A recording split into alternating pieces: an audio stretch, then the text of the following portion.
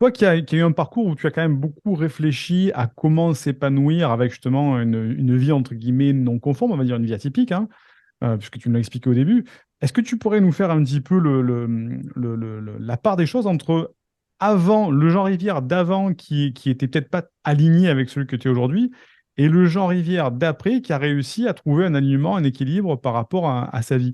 Parce que j'aimerais bien qu'on explore ces deux Mhm. parties-là, le avant et le après, hein. Alors Donc après, le avant, avant et le comment... après. Ouais. Oui, non, excuse-moi. Vas-y, vas-y. Non, non, vas-y, je t'ai coupé, là. Ok, non, le avant et le après, je pense qu'on a tous des avant et après un peu tout le temps. C'est-à-dire qu'on évolue, on change, on n'est jamais. Voilà, c'est un peu comme un fleuve en fait, hein. Enfin, tu vois, on est en contact avec des idées, des choses, on expérimente, on fait des expériences, on a des retours d'expérience, on fait le bilan des choses qu'on a expérimentées. Et c'est vrai que moi, dans la première partie de ma carrière, ou de mon expérience, à la fois de vie et dans mon activité, j'étais vraiment omnibulé par le fait d'arriver quelque part, c'est-à-dire voilà, de me pousser, de faire le truc pour arriver là où je voulais arriver, c'est-à-dire d'avoir un but en tête, mais aussi bien des petits buts, réussir à mettre en place tel système dans mon activité, réussir à me donner les conditions pour rendre telle chose possible, réussir, je me suis donné aussi plein de petits défis, tu vois, par exemple, j'ai travaillé beaucoup sur l'organisation, sur l'efficacité, réussir à condenser toute une semaine de travail en 2 jours, ou réussir à ceci, réussir à cela, ou bien réussir en termes de résultats qui soient financiers, qui soient en nombre d'inscrits à quelque chose que tu proposes, qui soient, bref. Et le fait est qu'au bout d'un certain nombre d'années, tu commences à avoir pas mal de choses comme celle-ci que tu as réussi. C'est-à-dire, t'as coché les cases, tu l'as fait, etc. Et tu te rends compte quand tu y es arrivé que t'arrives pas à t'en contenter. C'est-à-dire, pendant toute la période où tu travaillais dessus, parfois tu as fait des sacrifices pour y arriver, parfois tu as travaillé très dur dessus.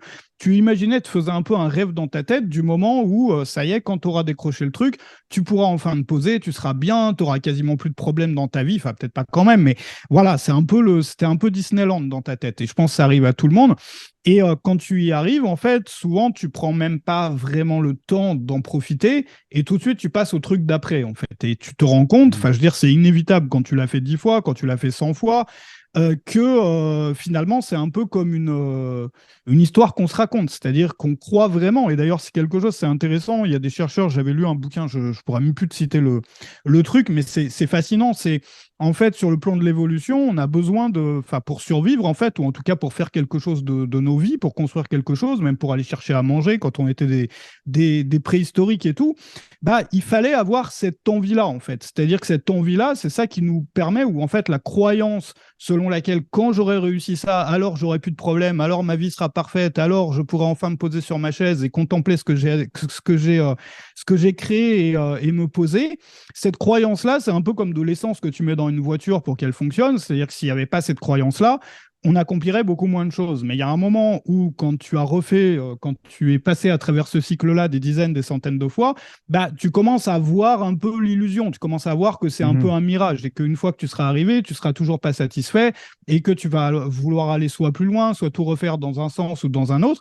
Et qu'en fait, ce qui t'a plu là-dedans et les meilleurs souvenirs que tu as, ce qui fait finalement ta vie, ton expérience, la richesse de, je sais pas, de ton expérience justement, de qui tu es, bah c'est le chemin que tu as parcouru, c'est-à-dire c'est le jour quand tu faisais ça. Et en fait, tu te rends compte au bout d'un moment que ce que tu aimes vraiment, c'est faire le truc, en fait. C'est-à-dire être dedans, comme une personne qui aime faire du sport, je sais pas, quelqu'un qui aime bien jouer au foot. Bon, c'est sûr que c'est sympa quand ton équipe gagne le match de foot, mais tu apprécies aussi être sur le terrain, être avec tu vois, ton équipe, qui Mhm. sont tes potes, tes amis, tu les aimes bien jouer, t'aimes bien voilà. Enfin, et finalement, les expériences, les souvenirs que tu as, si tu as joué au foot pendant 10 ans ou pendant 20 ans, c'est bien entendu tes victoires, mais c'est aussi, et probablement même encore plus, les moments que tu as partagés avec tes coéquipiers, je sais pas, une histoire de quand vous êtes allé jouer au foot dans je sais pas quel bled ou telle ville, et ça t'a, voilà, il y a plein de souvenirs que tu as de cet endroit-là, de l'expérience que tu as eue avec les autres joueurs,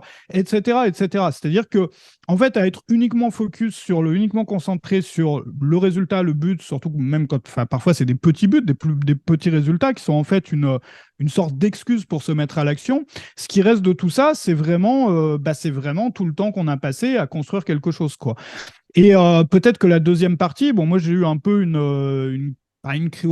Une crise existentielle un petit peu où je me suis posé plein de questions sur à quoi ça sert de faire tout ça, sur ceci, sur cela, parce que effectivement, tu arrives à créer des choses et finalement, tu veux toujours en avoir plus ou tu veux toujours passer au truc d'après et tu n'arrives pas à te poser.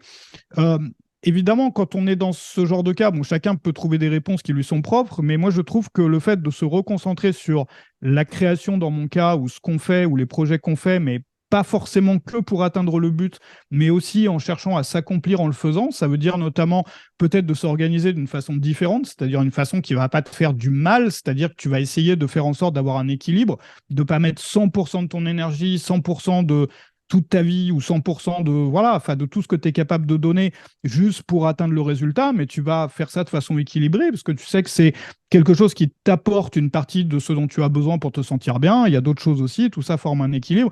C'est-à-dire peut-être d'être moins, tu vois, les yeux rivés sur l'objectif, sur le résultat, sur le, voilà, ce qu'on va atteindre à la fin, et davantage d'apprécier le parcours. Il y avait une vidéo d'Alan Watts, si ça te dit quelque chose, qui expliquait ça Mhm. très bien en faisant une analogie avec la musique, en fait. C'est-à-dire que en disant que tout le monde croit que le but de la vie, c'est d'arriver à un certain point. Donc, en fait, quand tu es au lycée, le but, c'est d'avoir le bac. Après, quand tu as ton bac, c'est d'avoir ton permis de conduire ou de rentrer dans une école ou autre. Après, c'est d'avoir ton examen. Après, c'est d'avoir un job. Après, c'est d'avoir un job mieux payé. Après, ceci. Après, c'est d'être à la retraite. Et après, pour certains, c'est même pas fini quand tu meurs parce qu'il y a l'objectif d'aller au ciel après. Donc, en fait, tu vois, c'est une suite de buts, de buts, de buts, de buts. Et en fait, tu te rends compte qu'au final, c'est ce qu'il dit dans la vidéo, que c'est pas.